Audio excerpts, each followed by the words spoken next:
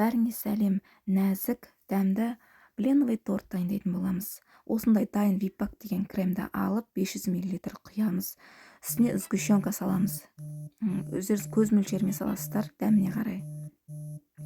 Алып миксермен жақсылап миксерлейсіздер, қою болғанша. Миксерлеп алып, осындай форма дайындап аласыздар. Мен 22 размерлі қылып дайындап, бленойды осы видеодағындай қоясыздар. Керек заттардың бәрін описаниеға жазып қоямын. Маған подписаться етіп лайк қоя кетіңіздер. Осы видеодағындай бәрін қойып, крем бленойға осы форма толғанша жасайсыздар. Әрине кремдеріңіз біткенше.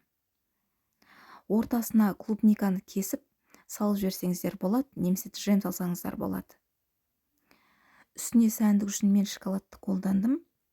Сіздер жем-жидекті ортасына салып қойсаңыздар болады. Клубника, голубиканы қосып әдемілеп салсаңыздар болады.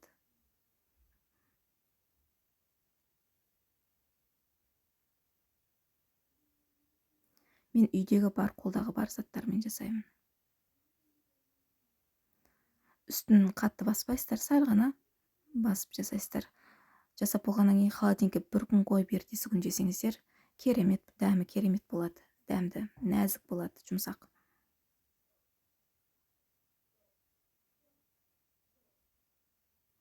Бленойдың рецептін мен алдыңғы жолы каналыма салған, парақшама салған болатынмын. Сол жерден қарасаңыздар болады. Сол бленоймен дайындаймын.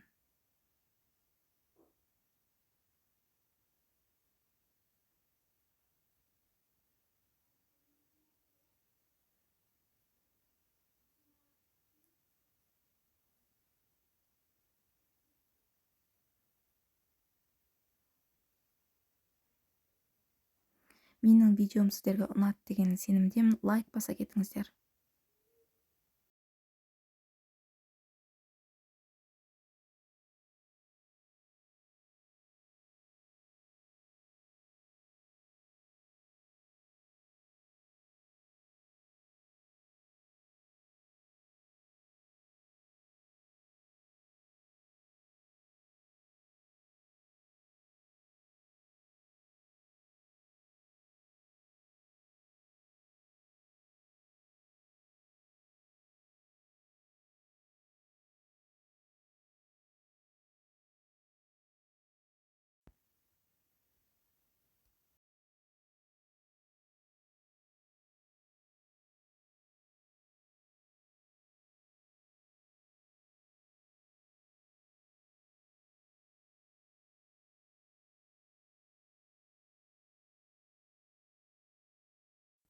Осы жерде шоколадқа